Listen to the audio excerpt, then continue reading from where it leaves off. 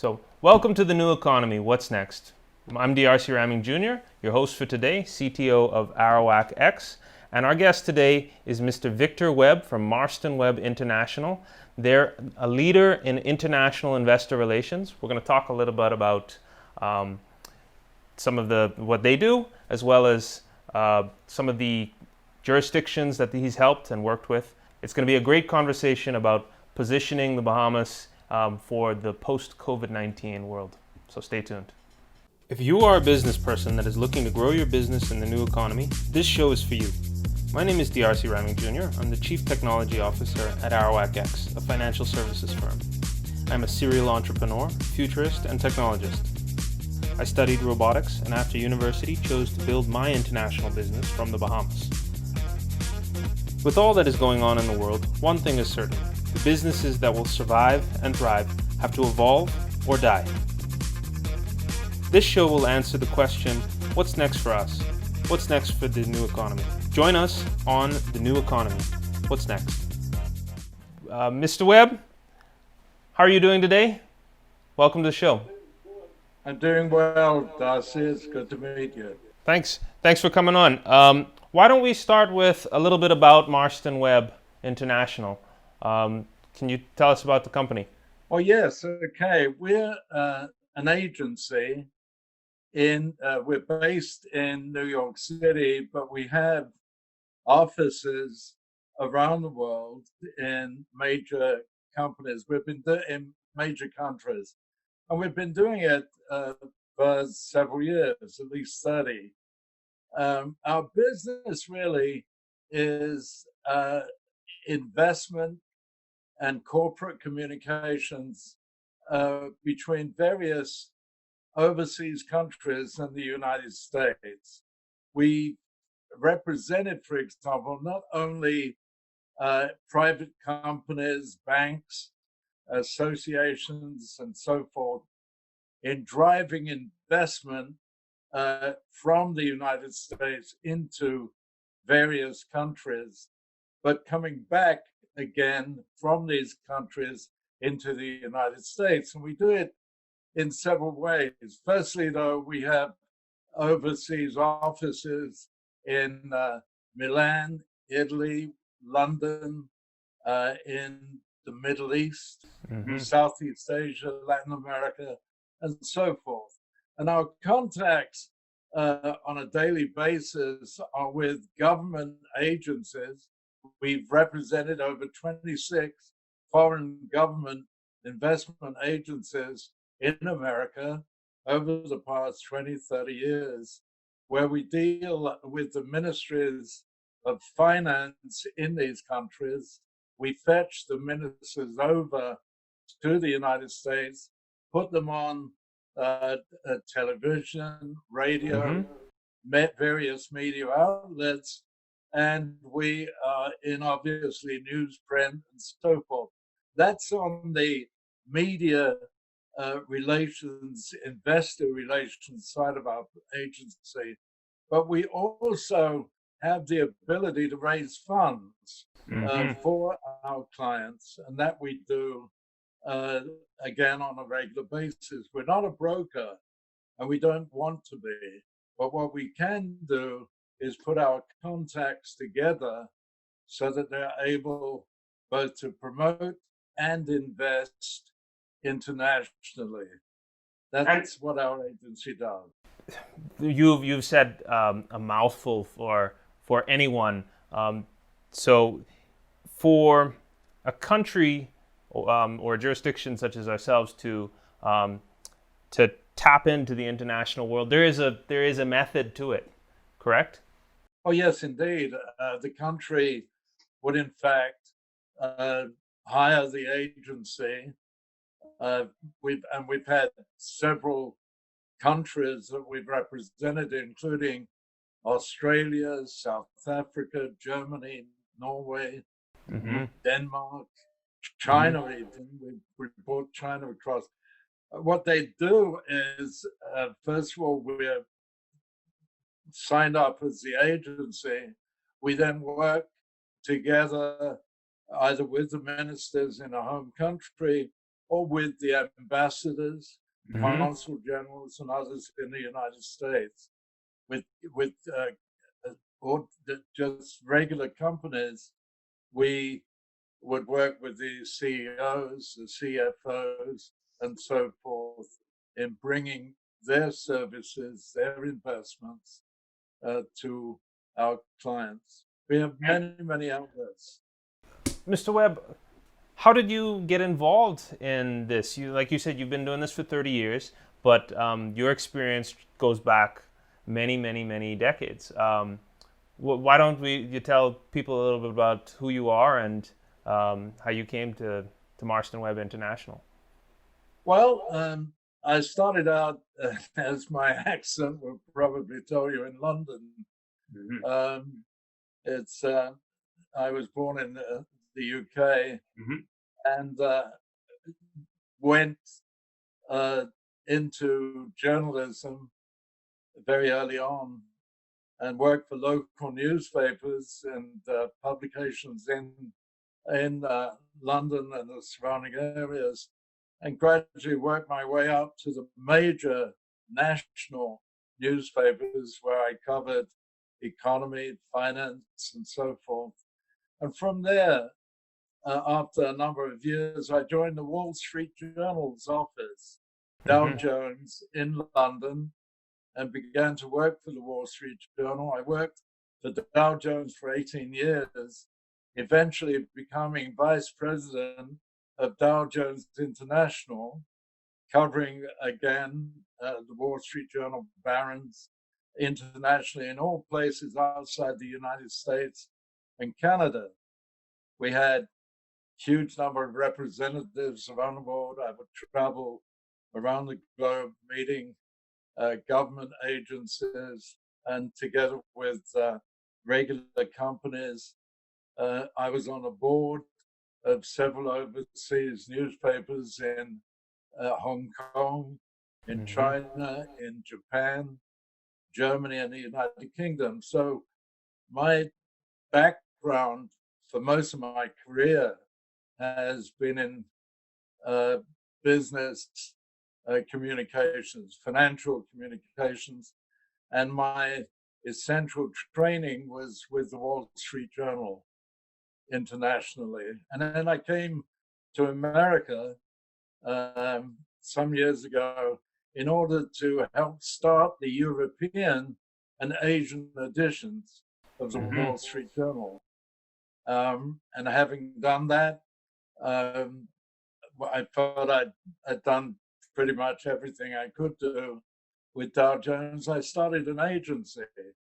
It's called Marston Webb International, and we started it and essentially to represent major newspapers and magazines, television groups around the world. We gradually went on to representing companies in the United States and internationally. And then from companies, we started to represent governments. Mm-hmm. And the governments have included, in fact, the Bahamas.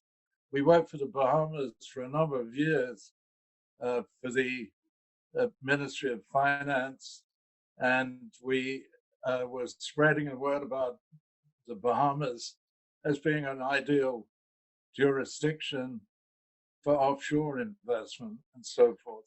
But we're representing a lot of Caribbean countries, as well as Bermuda, where we've done similar things. So we're very familiar with the Caribbean sector as a whole, and Bahamas particularly.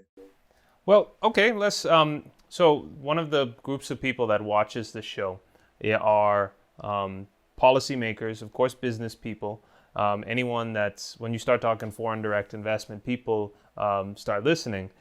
Could you maybe give us an example from one of the past countries of how you guys worked with them and was able to unlock some of that access into foreign direct investment? We'll be right back after a short message from our sponsor. At Arawak X, we understand that for businesses to grow, they need capital to hire staff, buy equipment, and fuel innovative ideas. We support this process by using technology, years of business acumen, and a world-class team to get business the investment they need to get to the next level. If you are a business owner and need between $100,000 and $3 million, contact us today. We will schedule a meeting over the phone or video chat. Get on the path to your dreams. Arawak X. Dream bigger.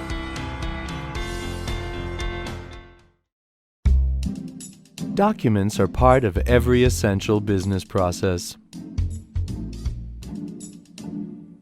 That's why it is important that they keep moving forward. Documents can be forwarded to the wrong person, left behind on someone's desk, or in the worst case scenario, they're completely forgotten. So it can take an eternity for an invoice to be approved, for example. This causes aggravation and costs time and money. DocuWare takes your documents straight to the finish line electronically, without detours. All documents are always exactly where they are needed. Employees are immediately notified if they have to process a document. And what previously took an eternity is now almost incidental.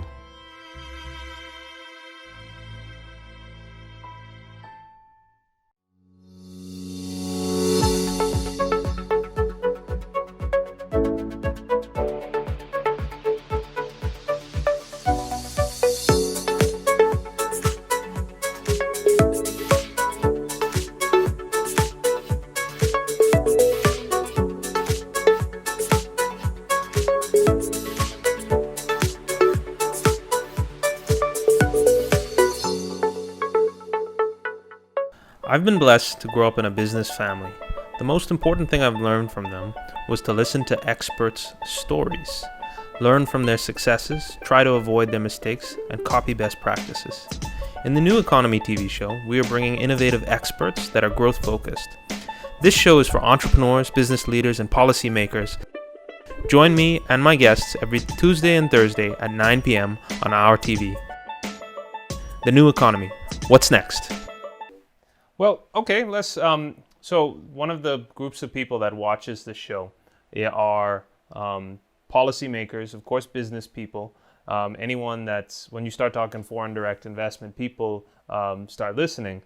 Could you maybe give us an example from one of the past countries of how you guys worked with them and was able to unlock some of that access into foreign direct investment?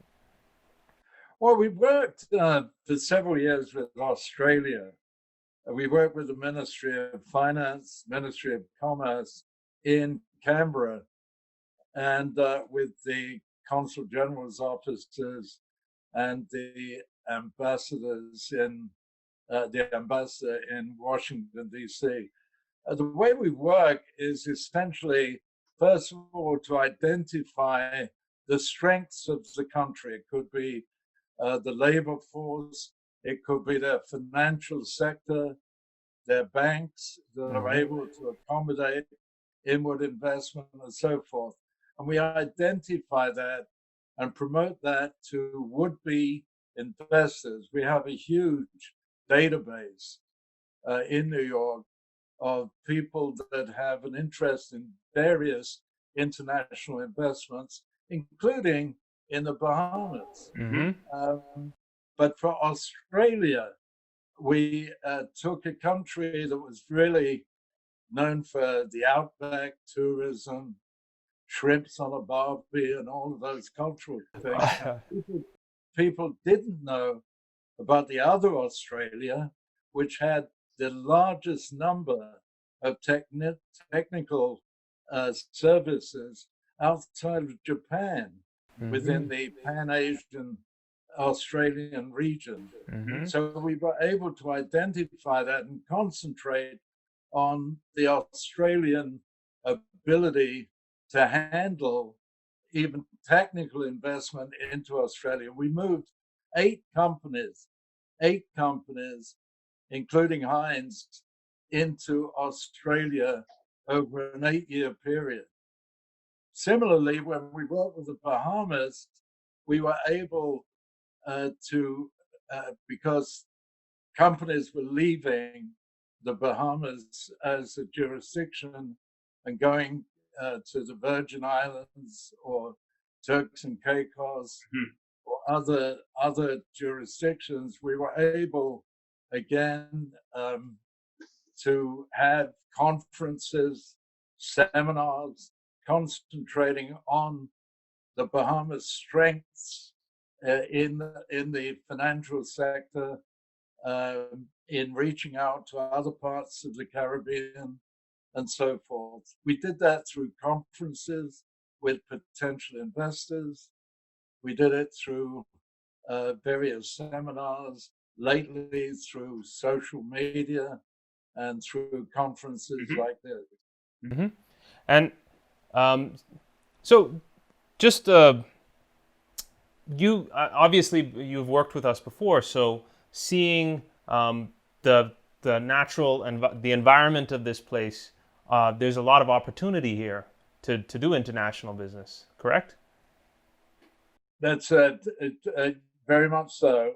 The international banking from the Caribbean Center, as we know it, was started essentially earlier on by the Canadian companies moving to Nassau.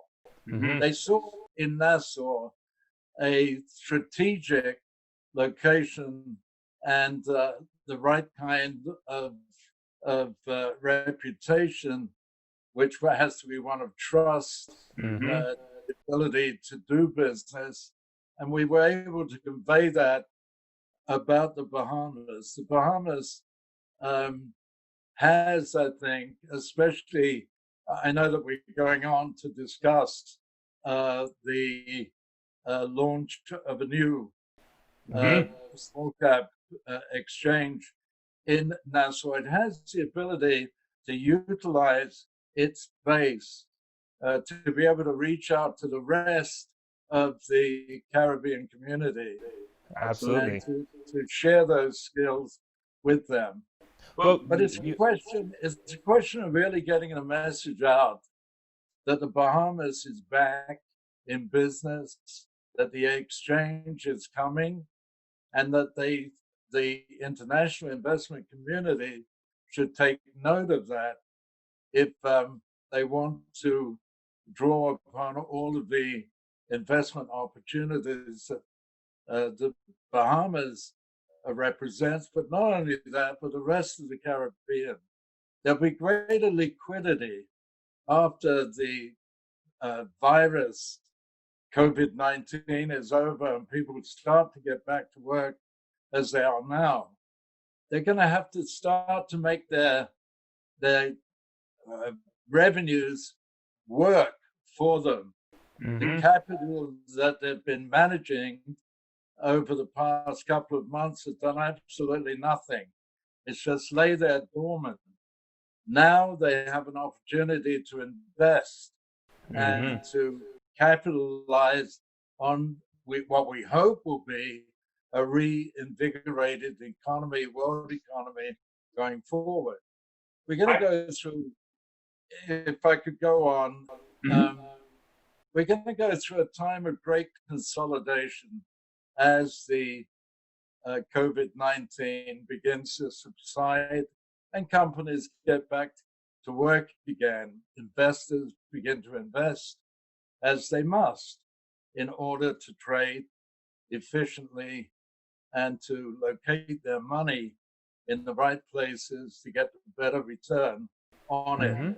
I think there's going to be a time of great consolidation as the COVID-19 subsides and we begin to get back into normal. There's going to be, I think, takeover as companies that haven't fared too well during the crisis begin to get back into the market again, but can't quite make it. They're going to start looking for joint ventures and licensing agreements, anything that they can get. So we're going to see, I think, a period of great change And the shrewd companies, the companies that do have the ability to go forward, are going to be looking at these opportunities of other companies that perhaps haven't made it through the crisis, but have good companies, undervalued, that these other companies can move into. And we're looking at that now. We're doing a great deal of due diligence and investigation, because we've got to be ready to move and to take the investment opportunities that the back to work, the new normal. Absolutely. Absolutely. You know, for me and my father, the reason we ventured down this path to set this new exchange up is because without an exchange, you can't do any of what you just said. You can't take advantage of any of those things. It's kind of a fundamental piece that we believe has been missing. And so we look very much forward to, of course, working with you guys at Marston Webb, and you know, with all of the stakeholders in the society to make sure that these investors, foreign and local, have the confidence in the market to allow this investment to flow, because we need it. We need it. There's a lot of great ideas and great companies that, once properly structured, will have access to the wide world. And because no matter what time, good times, bad times, there's always companies that are going to be needing of money to grow. We'll be right back after a short message from our sponsor. Think direct ownership of the Bahamian pie isn't for you? Think again. At Arawak X, we believe in the ingenuity of the Bahamian people. These times are uncertain and unprecedented, but we know that in every crisis there is an opportunity to add value to people's lives. To this, we understand that new businesses will be formed and old ideas whose time has finally come will be realized. We see this in industries long been ignored by traditional financial services and by society at large, particularly in our digital businesses, agribusiness, fishing, manufacturing, and even new touristic ventures. Due to our present circumstances, these businesses have finally been brought to the forefront. Arawak X seeks to give your ideas and your participation a means of making your financial dreams a reality. We give businesses and investors tools needed to finance them. Business is a complicated thing, with many moving and changing parts that often require multidisciplinary teams to turn ideas into reality. While no one can truly say which businesses will make it and thrive and which will not, there are certain formulaic traits that successful businesses have. This is why we here at Arawak X place such a high emphasis on corporate governance and the structure it brings to give companies the best chance at growth and expansion. Arawak X operates a regulated and financially inclusive platform that combines modern technology with best practices and a world-class team to bring together businesses and investors at every level, allowing wider participation in ownership of companies. So here's how it works. Investors, both foreign and local, individual and institutional, can view offerings and directly invest into these companies. We have spent several years and invested greatly in our staff and technology processes.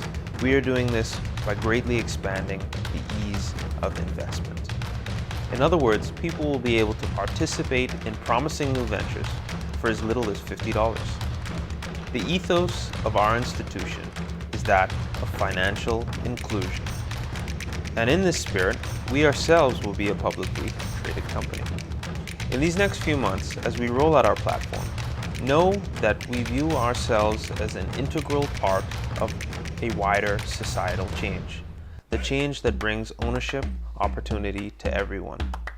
We are pleased to work with our partners in industry, government, civil society, and the people in making the Bahamas the best little nation on this planet. As a first step, we have put together a free online course, the Intelligent Bahamian Investor Masterclass, that will give you some of the basics to investing. This can be found at invest242.com. Arawak X, dream bigger. So, and I think so. I think so, and I think that you and your father are in the right place at the right time and doing the right thing by bringing the exchange into being. I think you plan for the third quarter of this year. I think that the least that you can do, apart from obviously helping many, many small cap companies that didn't have the opportunity to join an exchange before, now have that opportunity through your exchange. It's a time. In fact, I was saying the least that you can do to introduce a greater liquidity to the Bahamas financial markets, and that liquidity, if you do it right, and I'm sure you will, it could flow into the rest of the region, back into the United States. What we're doing is introducing your exchange, working with your father and yourself, to introduce you to other similar exchanges in Bermuda and in Seychelles and other places, to form a consortium of exchanges and interrelated trades going on. We've started with media interviews, beginning with one that we have in the United States next week. So we're trying to get the word out, and we will get the word out about the exchange, and to get the sort of financial as well as client support that I'm sure that you'll get. You're doing the right thing, and we're proud, in fact, to support you. I have a great affection, a personal affection with the Caribbean generally, but with the Bahamas in particular. It was one of the first islands that my wife and I, when we came to the United States, began to know. And so we are very glad to have this opportunity to extend whatever support we have, which is, if I say so myself, is quite considerable. Well, thank you for saying that. Our forefathers were good stewards of the brand, and it's just important for us to take it to the next level. Any last words for any aspiring entrepreneurs or people? Yes, I would say to them, and you've heard this before, but it's worth saying again and again. We've been through an unprecedented time with COVID-19. We'd never, ever shut down an economy as large as the United States, ever, purposely shut it down so that millions of people are now unemployed and need to get back. The employment figures were encouraging when we introduced them again a month or so ago, or a few weeks ago, actually. But I would say to anybody now that it's perhaps easy to think of the daunting side of this COVID-19 trial that we've all been through and going through. But there is really opportunity as companies begin to recover. They'll begin to require investment.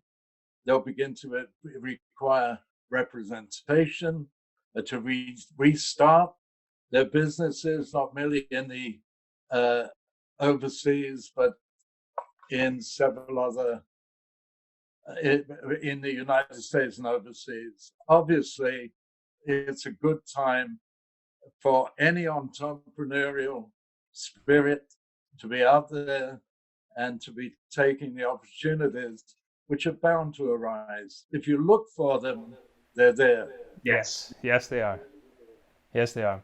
Well, thank you very much for coming on the show. That was Victor Webb from Marston Webb International. We'll see you next time.